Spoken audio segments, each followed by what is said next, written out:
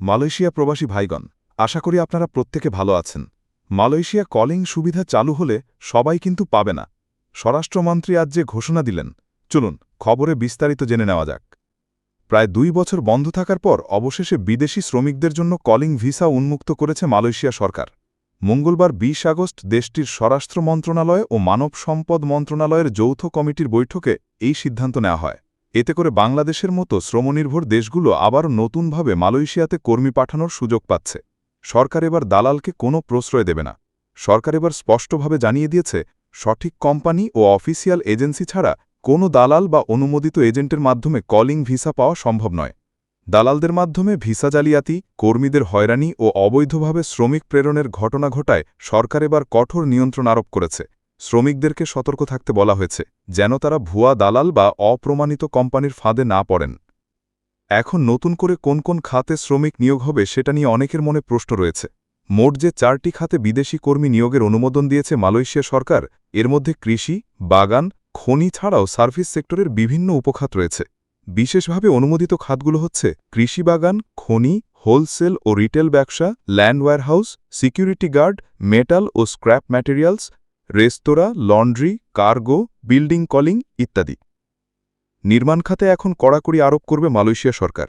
সবচেয়ে বড় পরিবর্তন এসেছে নির্মাণ খাতে। বায়ো ডেভেলপমেন্ট পরিচালক সাইফুদ্দিন নানক বলেছেন, প্রশাসন জানিয়েছে এবার থেকে শুধুমাত্র সরকারি প্রকল্পে নিয়োজিত কনস্ট্রাকশন কোম্পানিগুলোই বিদেশি শ্রমিক নিয়োগ করতে পারবে। সাধারণ বেসরকারি নির্মাণ সাইটের জন্য আর কোনো ভিসা ইস্যু করা হবে না। এই সিদ্ধান্তের মাধ্যমে একদিকে অবৈধ নির্মাণ শ্রমিক প্রবেশ বন্ধ হবে, অন্যদিকে সরকারি প্রকল্পগুলোতে দক্ষ ও অনুমোদিত শ্রমিক নিয়োগ নিশ্চিত হবে। উৎপাদন খাতে অগ্রাধিকার দেওয়া হচ্ছে। এই খাতকে গুরুত্ব দিয়ে বলা হয়েছে, Malaysia investment development authority of IDA এর আওতায় নতুন বিনিয়োগ অগ্রাধিকার ভিত্তিতে শ্রমিক নিয়োগ অনুমোদন করা হবে। এতে দেশটির শিল্প খাতে প্রবৃদ্ধি বাড়বে এবং বিদেশি বিনিয়োগ আকৃষ্ট হবে বলে আশা করা হচ্ছে। সরাসরি নিয়োগকর্তা কিংবা বিভিন্ন এজেন্টের মাধ্যমে শ্রমিক নিয়োগ করা হলেও এবার থেকে আর সেই সুযোগ থাকছে না। শুধুমাত্র অফিসিয়াল অনুমোদিত এজেন্সি আবেদন করতে পারবে।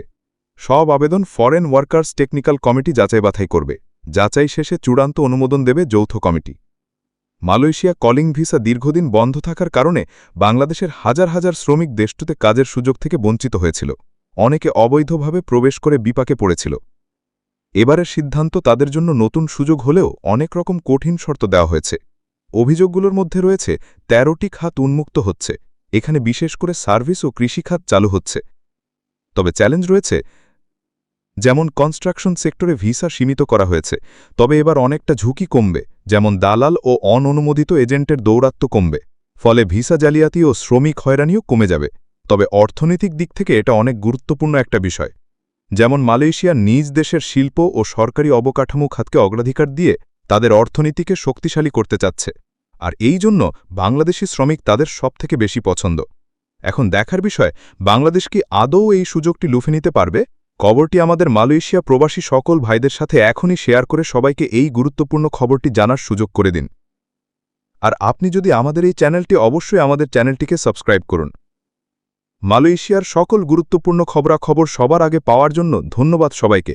আমাদের সকল ভিডিও আপডেট সবার আগে পেতে আমাদের চ্যানেলটিকে সাবস্ক্রাইব করুন। সাবস্ক্রাইব বাটনে ক্লিক করুন এবং বেল আইকনে চাপুন, যাতে আমাদের কোনো নতুন ভিডিও আপনি মিস না করেন।